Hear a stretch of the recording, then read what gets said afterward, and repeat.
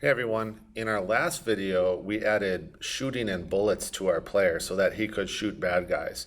In this video, let's add those bad guys to your game. So the first thing that we want to do here is we want to actually go to the actor and create a new subclass called bad guys. We're not going to give this class a picture because this is going to be a super class. This is going to be a class that controls all the bad guys. So we can just leave it without a picture and click OK.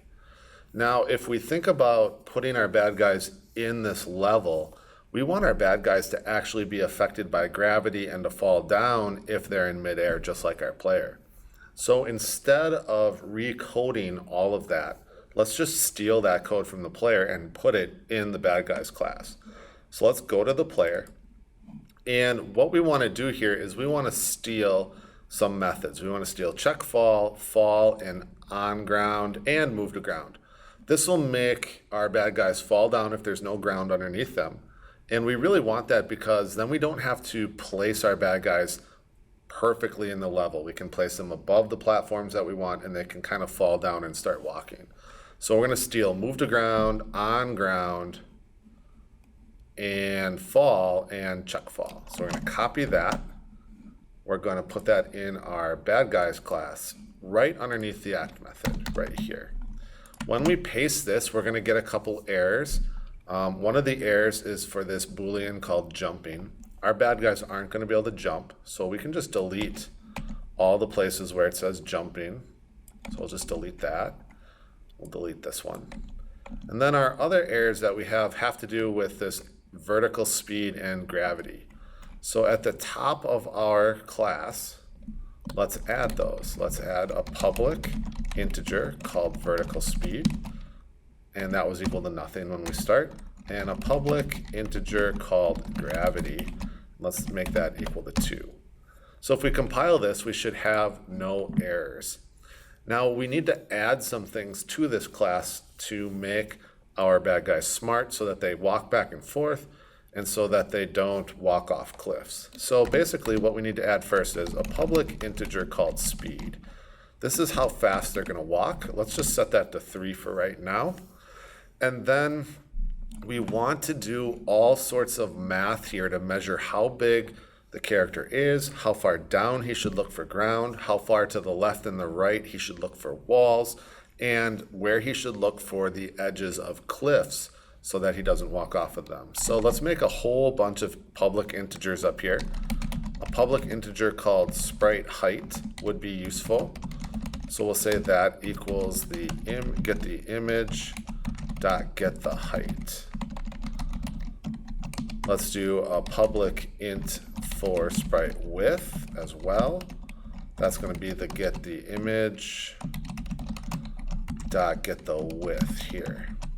Now let's add some integers for looking for walls. So public int look for walls. And that's going to equal the sprite width divided by 2. Let's do a public int look for edge. So this is going to look for cliffs so that they don't walk off cliffs. So let's make that the sprite width divided by 4. It can't be the same as look for walls. That's why we're going to go divided by 4 there. And let's do public int look for ground. And that's going to equal the sprite height divided by 2. Now, if you've been paying attention or following along with all of our videos that I've made, you'll notice that, like, hey, we've done this before in the look for walls method. We've done this before in the on ground method, and you're right. It actually is right here.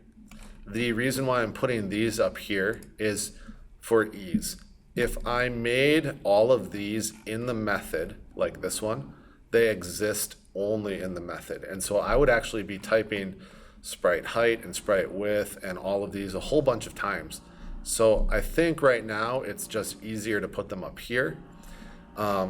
If you find that your bad guys are kind of bouncing up and down or teleporting a little bit when looking for the ground, then you need to move these into the methods that we're going to create. But for right now, this is okay.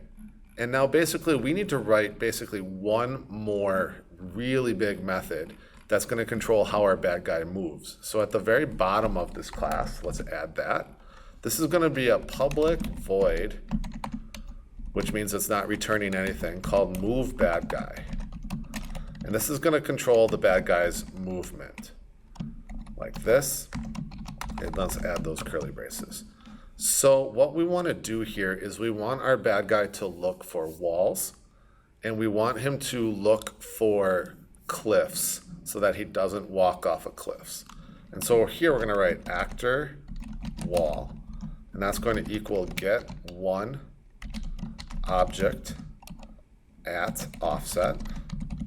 And then we need 3 parameters again. We need which way we're going to look left and right, which way we're going to look down, and what we're going to look for. So left and right, we're looking for walls. And then we're not going to look up and down, so we're going to say 0. And then we're going to look for platform.class. And I'm just going to hit compile right here for a second to make sure I don't have any typos. And that's fine. So now we need to look for another kind of actor. We need to look for a cliff here. And this is essentially going to look for places where the ground ends, but there's also no wall there. So we're going to go get one object at offset here. And this time what we're going to do is we're actually going to look in the X and Y direction a little bit. We're going to look for edge first, and then we're going to look for the ground in the Y direction. And then we're going to look for those in the platform.class. And basically, what I want to do is just quickly show you what we're looking for here. So let's compile this for a second. Oh, I spelled platform wrong.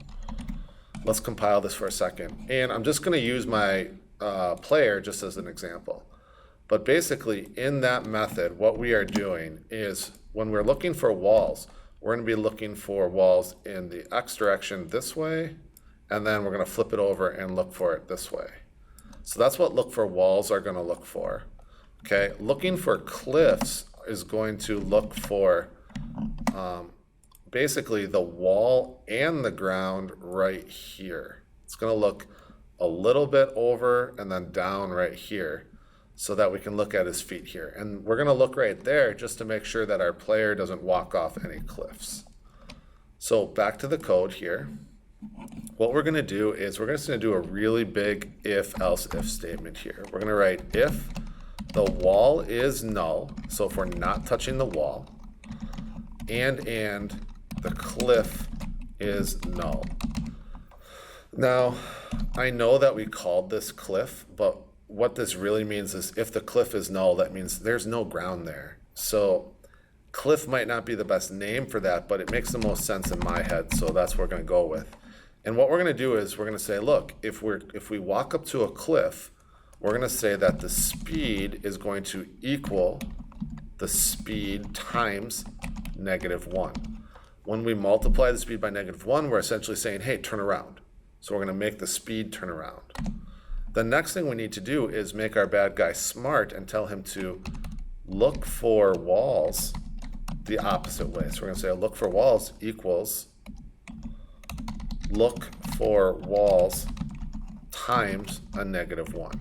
So we're making him look for walls the other way. We need to do the same thing for look for edge. Look for edge equals the look for edge times a -1.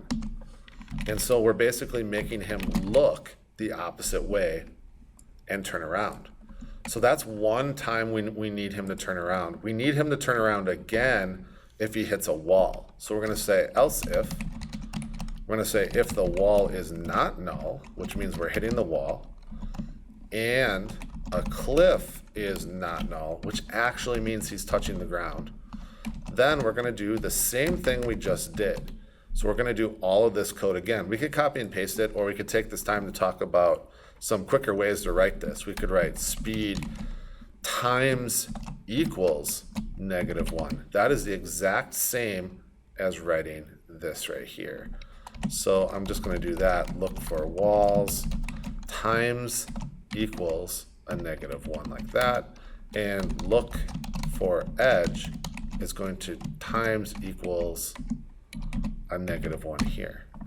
Now, if he's not running into walls and he's not running off of cliffs, what we want him to do is we want him to move. So let's write else, and then let's write move speed.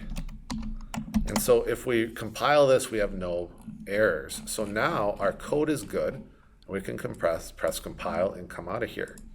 So now we're here. We have this BadGuys superclass, but we have no bad guys. So now is the time to right click and make a subclass for that. And you can see I have some ghosts loaded, I have some skeletons loaded, and I have some zombies loaded. So I'm gonna load a ghost. I'm gonna pick ghost 1R first because they move to the right first. I'm gonna call this ghost.